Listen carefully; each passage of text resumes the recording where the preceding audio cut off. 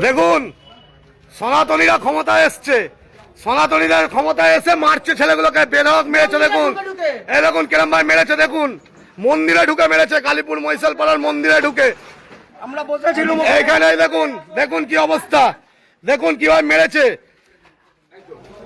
দেখুন এদেরকে মারছে, পাড়ার ছেলেদের ঢুকে মন্দিরে ঢুকে মারছে বিজেপির ছেলেরা।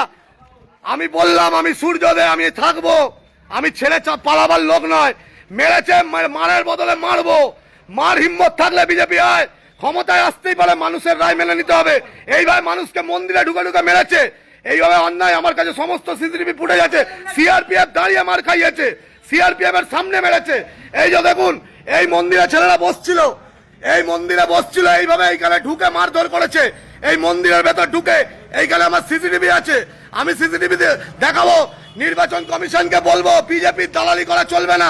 পুলিশকেও মেরেছে বিজেপি, এখানে পুলিশকেও মেরেছে সিআরপিএফ এর সামনে। এখানে এত সিআরপিএফ আছে, আমাদের ছেলেদের মন্দিরে ঢুকে মেরেছে। এরা নাকি সনাতনী।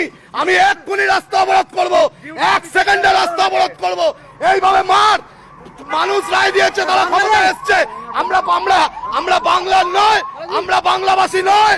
বন্দে মাতরম, বন্দে মাতরম। তৃণমূল কংগ্রেস জিন্দাবাদ, তৃণমূল কংগ্রেস জিন্দাবাদ। এইভাবে মন্দিরে বসা অবস্থায় আমাদেরকে মারা হলো কেন? বিজেপি জবাব দাও। এইভাবে পুলিশের সামনে দাঁড়িয়ে আমাদেরকে মারা হচ্ছে কেন? বিজেপি জবাব দাও। এইভাবে আমাদেরকে মারা হচ্ছে কেন? বিজেপি জবাব দাও। পুলিশের সামনে আমাদেরকে অত্যাচার করা হচ্ছে কেন? মন্দিরে ঢুকে মারা হলো কেন? বিজেপি জবাব দাও। বন্দে মাতরম, তৃণমূল কংগ্রেস জিন্দাবাদ, মমতা ব্যানার্জি জিন্দাবাদ। আমাদের ছেলেরা মন্দিরে বসেছিল, অত্যাচার হলো কেন? বিজেপি জবাব দাও। বিজেপি জবাব দাও। মন্দিরে ঢুকে মারা হলো কেন হিন্দু ছেলেদের? বিজেপি জবাব দাও। কৃষ্ণা জয়সওয়ালকে মারা হলো কেন? বিজেপি জবাব দাও। সঞ্জু সাঁতরাকে মারা হলো কেন? বিজেপি জবাব দাও। জবাব তোমায় দিতেই হবে, নইলে গদি ছাড়তে হবে।